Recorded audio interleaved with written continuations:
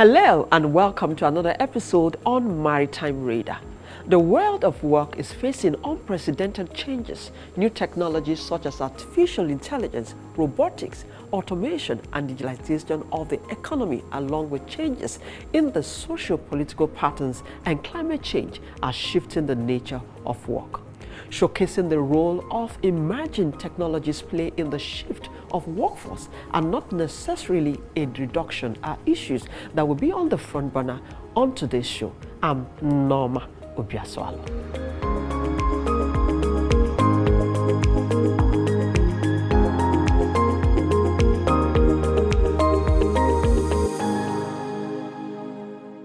Maritime transport is the backbone of the global economy, accounting for over 90% of cross-border trade.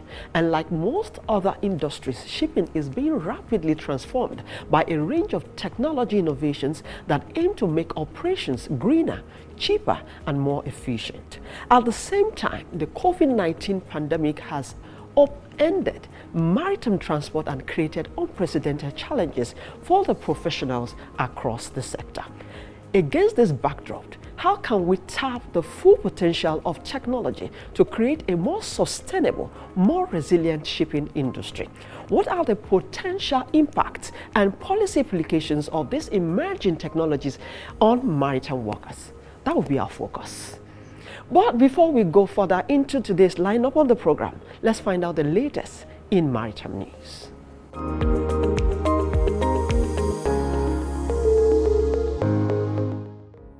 Pirates have abandoned the Danish-owned ship that was hijacked in the Gulf of Guinea last week.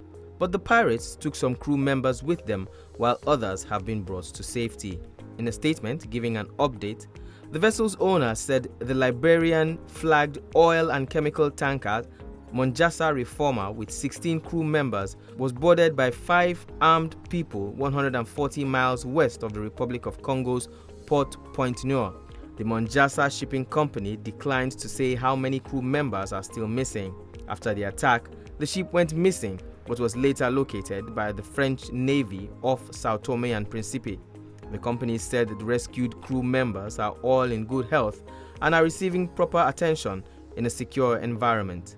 Monjasa says there was no damage reported to the ship or its cargo. Nigeria's Federal Executive Council has approved the renewal of the contract between the Nigerian Ports Authorities (NPA) and the LTT Coastal and Marine Services Limited for the management of tugboats, pilot cutters, and mooring launches at the Lagos Ports Complex, Apapa, and Tinkan Island Ports Complex. Minister of Transportation Muazu Jaji Sambo confirmed this at the end of the FEC meeting chaired by President Muhammadu Buhari, put the cost of the contract at 12.4 billion naira or $29.87 million. He said the approval followed the presentation of 2 memos by his ministry to the FEC. The management contract was initially signed in April 2007 for a period of 15 years, which meant the agreement had expired March last year. APM Terminals Regional Managing Director, Africa and Europe, Igor van der Isen, visited the Nigerian Shippers Council, where he expressed the commitment of the global terminal operator to work with the council to enhance the competitiveness of the nation's seaports. Van der Isen emphasized the need for collaboration between stakeholders to address the bottlenecks associated with cargo inspection and evacuation from the ports. He said APM Terminals is constantly looking for ways to improve on its processes to enhance service delivery to shipping lines, importers, exporters, and agents. The Executive Secretary, CEO of NSC, Emmanuel Jime, represented by the Director, Regulatory Services, Ifeoma Ezedimma, said the Council, as the economic regulator of the ports, will continue to work with major stakeholders to actualize Nigeria's policy on the ease of doing business. Portugal is the latest country to accede to the International Maritime Organization's Treaty for Safe and Environmentally Sound Ship Recycling, the Hong Kong Convention. The convention covers the design, construction, operation, and maintenance of ships and preparation for ships recycling in order to facilitate safe and environmentally sound recycling without compromising the safety and operational efficiency of ships. Under the treaty, ships to be sent for recycling are required to carry an inventory of hazardous materials specific to each ship. Ship recycling yards are required to provide a ship recycling plan specifying the manner of which each ship will be recycled depending on its particulars and inventory. Portugal's permanent Nuno Ebrito deposited the instrument of accession with IMO Secretary General Kikat Lim on 28 March. The 20 contracting states to the convention represent 30.16% of the gross tonnage of the world's merchant shipping.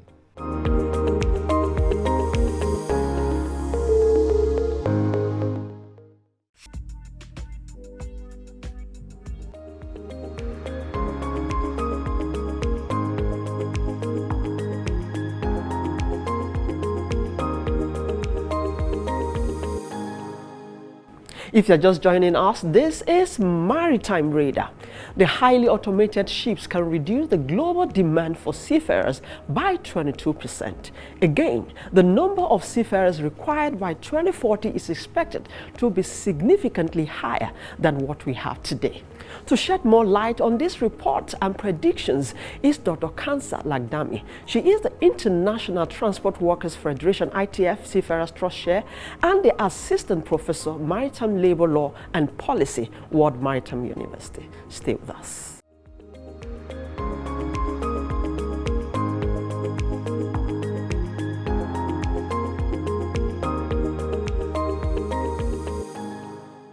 Hello, Dr. Khanssa. Good to have you on the show. Good morning. Thank you.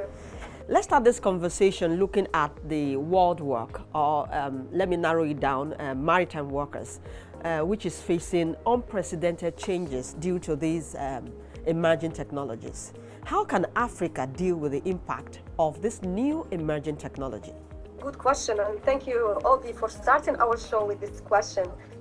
So, as we know, the changes in the maritime sector is touching the entire world, and more specifically developing countries.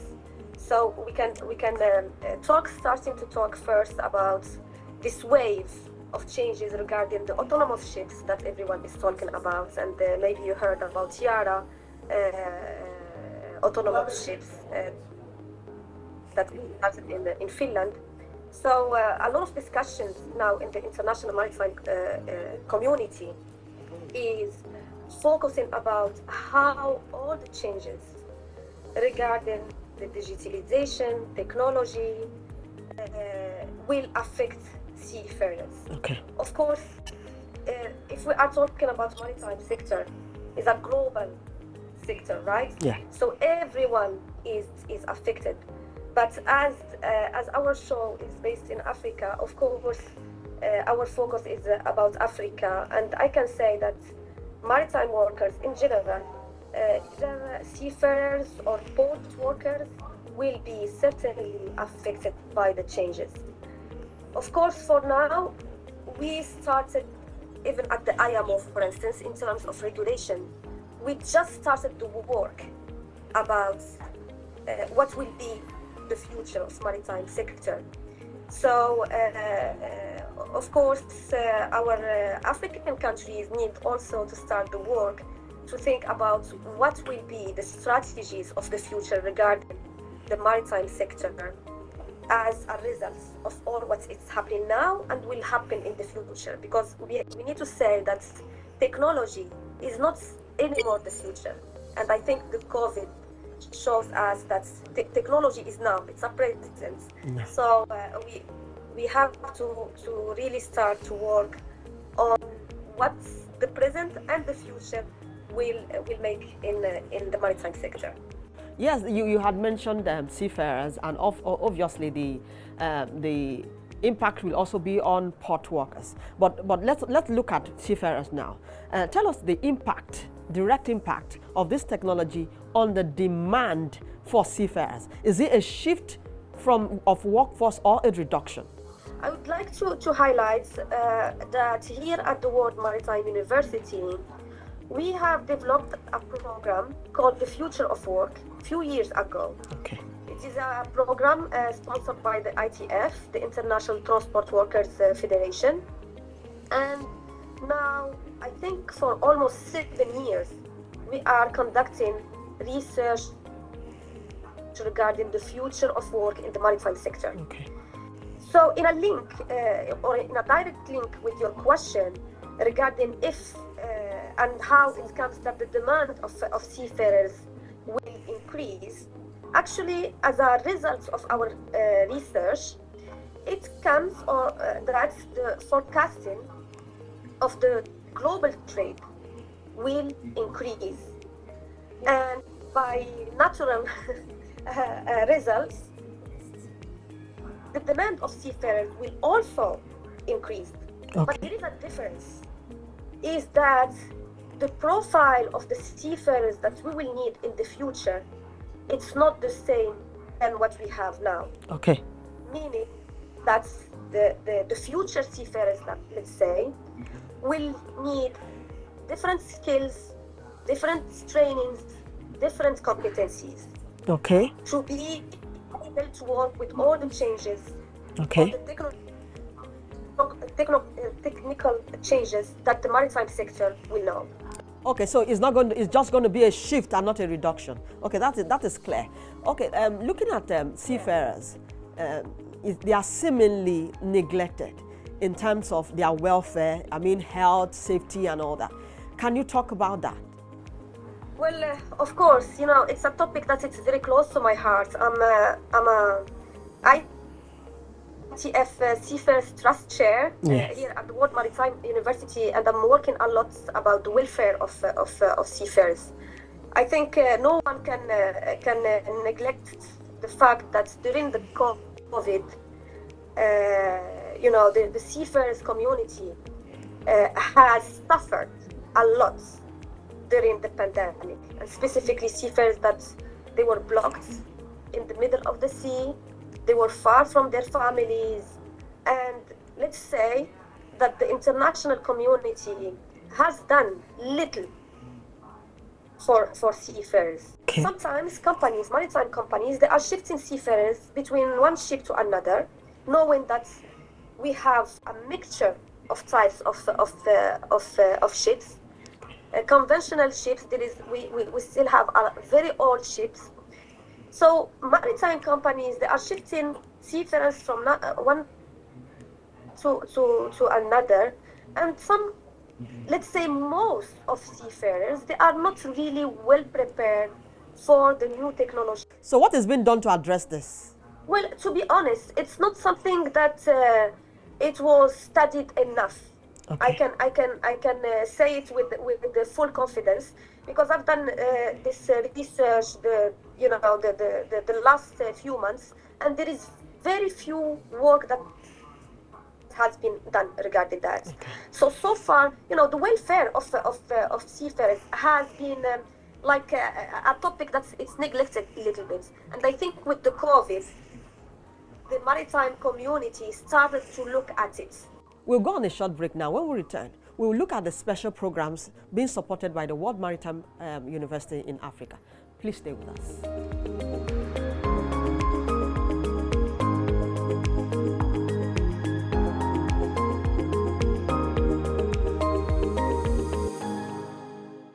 News Central TV, Africa's #1 storyteller, has come with the best of both worlds. With a combination of news app and live TV, we ensure that you keep track of the latest headlines, breaking news, and in-depth analysis from professional journalists from around the continent. Download the News Central TV app on Android and iOS and get started today. Don't forget to follow us on News Central's social media platforms. News Central, Africa First.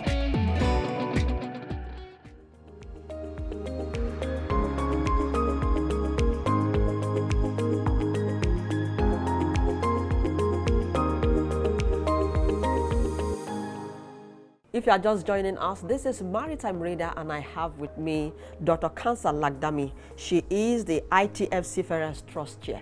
Before we went on that break, I said we are going to talk about the special programs supported by the World Maritime University in Africa. You know, recently you had a tour of African states. So tell us about what you came to do in Africa and what World Maritime University is doing to support maritime industry in Africa, and tell us about the WCAPS project and your recommendations.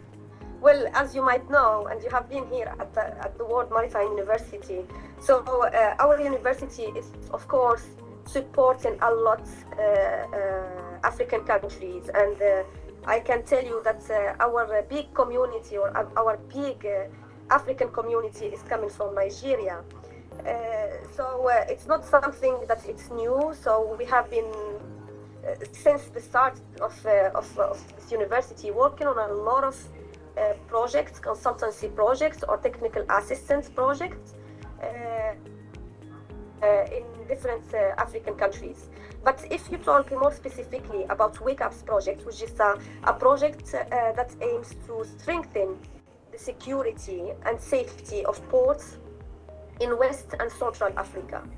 So the role of this university, it's a project financed by the EU, by the Commission, and it was led by the Expertise France. Okay, so the World Maritime University has been a partner to this project, and our role was to analyze the legal framework of port security and safety in 7 African countries, and actually among them Nigeria. Okay, these are recommendations that I'm aware that you were in NPA and NIMASA during your visits in Nigeria.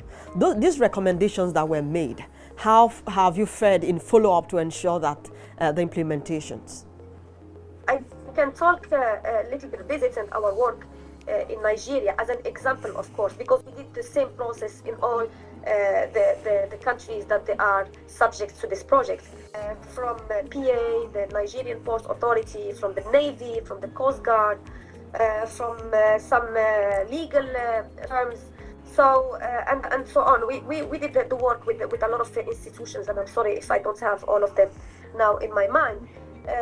So basically we worked with them to see how it works in the field, and then regarding the recommendations, of course, the projects has a focal point.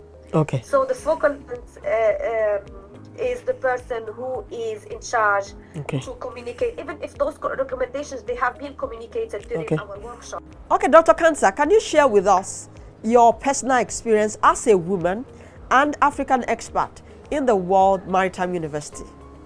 Here at the World Maritime University, I'm teaching maritime labor law and policy, and I have an ITF Seafarers Trust chair. Of course, here at WMU, we developed, or our president, current president, Dr. Cleopatra Holy-Dambia, she developed a very good policy on recruiting more women. So the last few years, the WMU has shifted, I would say, in terms of the number of women working here at WMU. Of course, there is always, room for improvement, but it's still, we are, now our number is increasing, but at the same time, our students, which are, as you might know, postgraduate students, meaning that they are already professionals in their countries. We have more women now coming from developing countries to study here. So before I let you go, I would like to ask you, how can we bridge the gender gap in seafarers and the maritime industry at large? This is a difficult question, right? So this is what everyone is looking for in the maritime. But of course, there is much to do. There is a lot of initiatives that now that the international community is doing. There is an awareness about the importance of women in the maritime, but not only. So we have to think about the gender equality in general, because we have other minorities also that they are somehow suffering in the sector. But of course, as some recommendations, let's say, so we have to think about, and especially in our countries in Africa, we have to think about raising awareness among young women, when they are in high schools, to just, bring to their mind that there is something to do in the sea, and it's not really just for men. So raising awareness among young women that we can also do it. Training, of course, for the ones that they are already there, training that can encourage them to have leadership positions. Okay. Because women, we have to take this step that we are not here just to support men in this sector. We must sit on the table. Exactly. Why not? We are capable to do that. And of course, training and education. And this is basically the aim of our university. And to be honest, I'm so proud to be part of this university, because it aims to help somehow concretely in the sector. So when I see that countries from the continent sending women, and every year we can see that the number is increasing, I mean, I can't be more proud. And and with this project that we have been in Africa, we have be in contact with a lot of let's say potential candidates that they will be sent by their countries. So yeah, and I think your show is encouraging that, and those kind of fora we have to have more and more and more, and especially in all our region. Maybe something that you can do with the North African colleagues also. I must thank you very much for your time on the show. It's been very informative having you on the show. It's been Dr. Khanssa Lagdami. She is the Assistant Professor, Maritime Labor Law and Policy in the World Maritime University. She's also the ITF Seafarers Trust Chair. Thank you once again for coming on the show.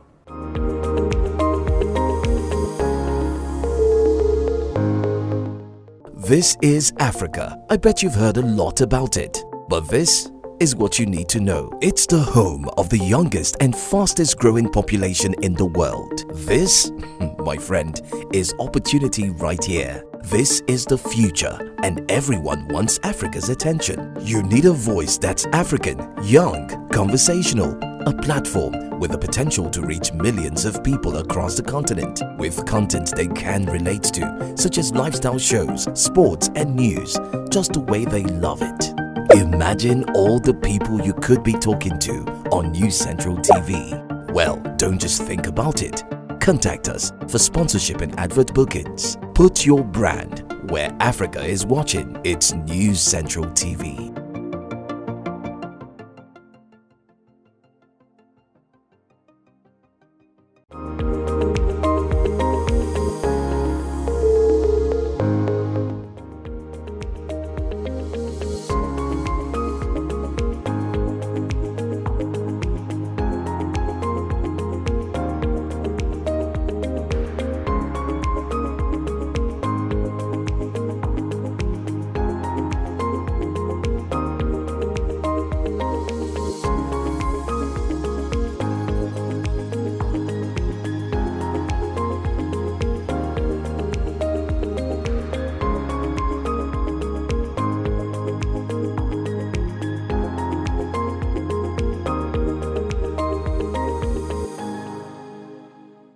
And that's our show this week. I hope you enjoyed it. I did.